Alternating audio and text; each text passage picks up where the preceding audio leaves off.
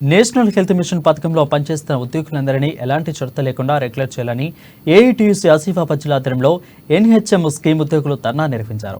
ఇక తమ పెండింగ్ జీతాలను మంజూరు చేయాలని జిల్లా కలెక్టర్ ముందు ధర్నా నిర్వహించారు. 20 ఏళ్లుగా చాలీచాలని వేతనాలు తీసుకుంటూ ప్రజలకు సేవ అందించడంలో ఉద్యోగులు అత్యంత కీలక పాత్ర పోషిస్తున్నారని ఏఐటీయూసీ జిల్లా ప్రధాన కార్యదర్శి పోకి ఉపేందర్ అన్నారు. అయితే కేంద్ర ప్రభుత్వం వెంటనే నిధులు కేటాయించి పెండింగ్ జీతాలు చెల్లించాలని, లేని పక్షంలో నిరవధిక సమ్మె చేస్తామని హెచ్చరించారు. పోషిస్తున్నారు.